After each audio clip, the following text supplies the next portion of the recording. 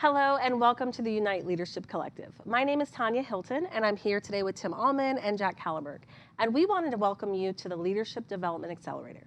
So over the next 10 to 12 months, we're going to be exploring several new concepts to introduce your team to the leadership pipeline. And this pipeline is going to help you and your team create a specific plan for your ministry.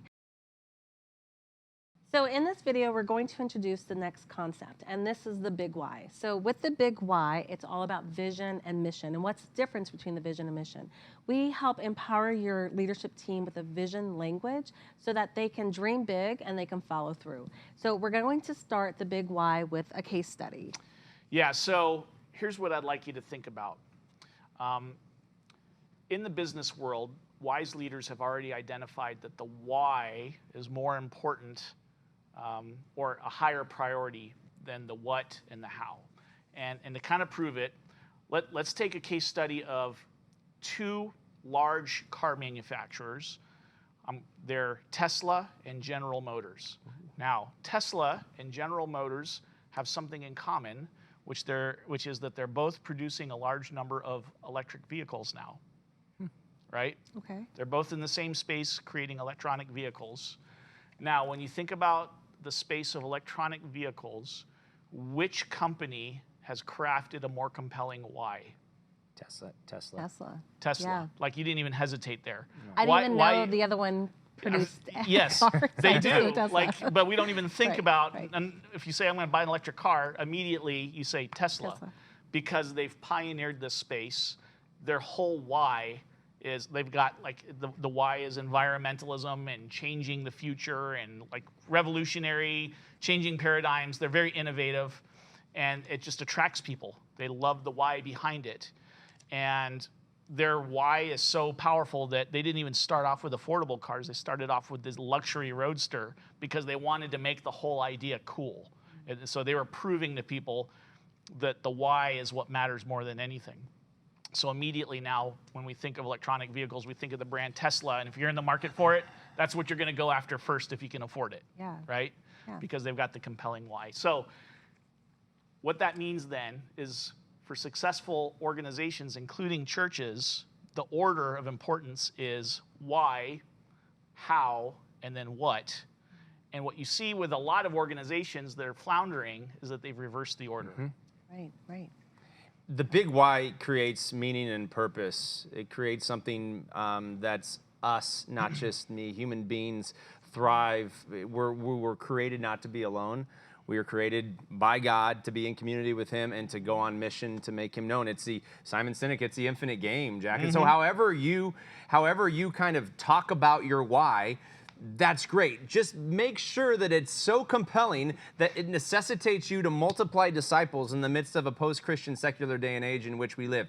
It could be any host of things. At Christ Greenfield, where we're at, it's 20 campuses in 20 years. But it could be for you, we're going to start 5 new entrepreneurial ventures in the next 5 years. Whatever it is, it really creates the movement, the propulsion to say, we are unique in this environment. And in a rapidly diverse culture, Jack, we need a lot of unique whys, diverse whys to accomplish the big vision of the local church. Right.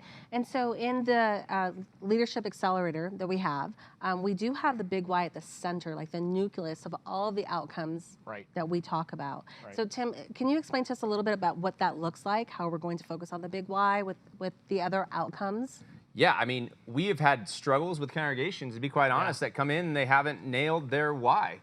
And everything else are kind of wrestling with. I don't want to talk system, culture, and structures apart from understanding the big why. We've actually heard it, but they've not really articulated it that way. Yeah, like we're going to talk about systems and structure, but if the why's not there, that's just noise for people. That's just busy work. Right? There has to be a compelling purpose behind your ministry that you're going to be willing to put in the effort to create the systems and structures to develop people, right? Otherwise, you're just going to spin your wheels. Yeah, I really believe that the big why, Jack, is the centerpiece of a healthy culture. Absolutely. Because it moves us beyond the small kind of trite power plays that often exist within who really makes the call. No, Jesus has said, go and make disciples of all nations. That's a pretty big why. And baptize and teach them. Like, It's a huge call that we have. And so it makes the smaller little kind of detailed how conversations less personal and just more strategic. We're going to build, measure, learn. You're going to hear that a lot with us. We're going to build, measure, learn, test a whole bunch of things, and then we're going to try and reiterate as quick as possible, all for the sake of the big why. Right. Amen.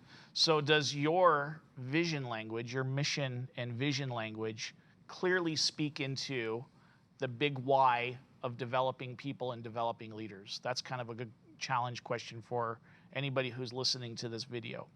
If it doesn't, that's something that you're going to want to reevaluate. What would be an example of that, Tim, of how you would kind of evaluate that language? We've consulted with several churches already. I would say if it's generic, I think the why needs to be specific. Yeah. It needs to be a stretch. Like we can envision 20 campuses with entrepreneurial ventures, with resource generation around it, with Word and Sacrament ministry taking place in partnership with those. I can see it. I can see 150 to 200 people there to sustain that, and I can see multiple leaders being discipled and then multiplied out from there to start other ministries. I can totally see it. It's because it's very specific. A lot of why statements or mission statements are way too we exist to multiply. You know, if it's just multiply disciples without any specificity, like what are we doing? Yeah, like sometimes you'll see a mission statement.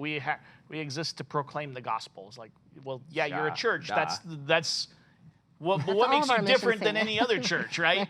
So let's use the 20 and 20 as a case study. To me, the 20 campuses and 20-year vision is important, not because the number 20 means anything, but because it's sufficiently large that we don't know how to do that right now. We know how to do a few, but we don't know how to do 20. We have to challenge ourselves to grow to be able to do 20. And in the challenging ourselves to grow and grow other people to come alongside with us, that's where we get to be the most excellent version of Christ Greenfield. Last note on this is if you do not have a big why, a lot of your key leaders, they leave. Yeah. They leave. There's no room for me to dream here. To the place that has cast that vision. Yeah. So that's a big why. Let us help you get one. Yeah. So can pastors cast a big why vision? Yes. And it may not be a natural bent for some of them, but you can learn. It is and it really just comes from finding the passion that converges between the pastor's vision, his heart, and the congregations. The congregations. And I would say that's probably up near the very top when you think about bullets in a job description for the senior pastor, especially, or the sole pastor. They've got to own this. They've got to own this if you're going to be an effective leader. So that's one of the things. If you come alongside with us, we will be challenging you that in that area, and really, really hoping that when you show up for the very first session of Accelerator, that you've got at least a solid beginnings of this big why statement formed. That may grow over time. Everybody has the ability to get better, but just have that mindset in place. Amen. Awesome. Yeah. Amen. So as we close out, do we have one piece of advice you'd like to give to either teams that are joining us this fall or teams that are considering to join us this fall? Dream with your team. Do not dream alone. Like pastor, get with your team and let's just pray and explore what Jesus could be leading us into. Yep. Set a goal. Hold the goal loosely, but give yourselves permission to set a goal that is so ambitious that there's no way that you're doing it on your own. It's a stretch. Yeah. Amen. And I would just say, have fun. Like, here we go. We're about to strap in because you're going to be on a journey for the next 10 to 12 months, and let's go. Let's do this. Yeah. So again, we want to thank you guys for joining us. We are the Unite Leadership Collective. If you have any questions or want to reach out to us, we can be reached at info@uniteleadership.org. God bless. Later.